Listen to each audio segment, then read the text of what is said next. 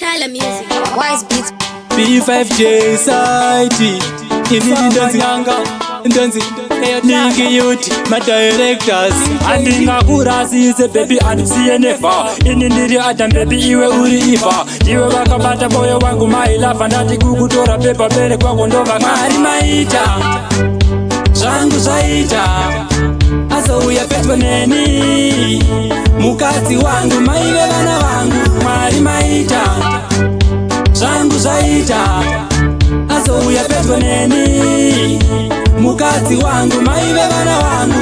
Zvaanoda baby ndinomuitira, nyangwe ndisina mari ndinomukweretera. Chandinoda kumuona achifara, kwete kumuona baby akasuwa nenzara. Ndiye mai vangu, ndiye zvese zvangu, ndiye upenyu hwangu, ndiye futi metsi dzangu.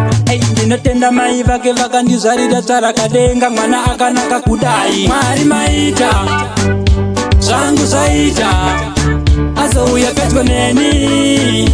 Mukadzi wangu maive vana vangu mwari maita.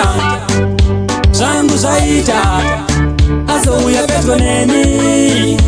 Mukadzi wangu maive vana vangu mwari. Chengetai imba yangu, pane mukadzi ndo pane pfungwa dzangu. Ndaifunga zvichaguma mukurota, bati tapinda murudo tikurova marata. Handingakurasise baby andisiye never. Ini ndiri Adam baby iwe uri iva. Iwe wakabata moyo wangu my love. Ndati kukutora pepa bere kwako ndova ngari maita. Zvangu zvaita azouya pedyo neni. Mukadzi wangu maive vana vangu mwari maita.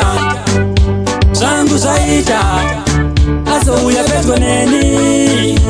Mukadzi wangu maive vana vangu.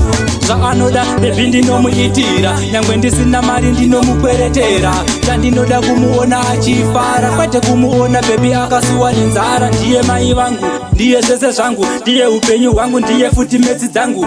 Ndinotenda mai vake vakandizvarira tsvarakadenga, mwana akanaka kudai. Mwari maita, zvangu zvaita azouya pedyo neni. Mukadzi wangu maive vana vangu mwari maita. Zvangu zvaita azouya pedyo neni. Mukadzi wangu maive vana vangu mwari maita. Zvangu zvaita azouya pedyo neni.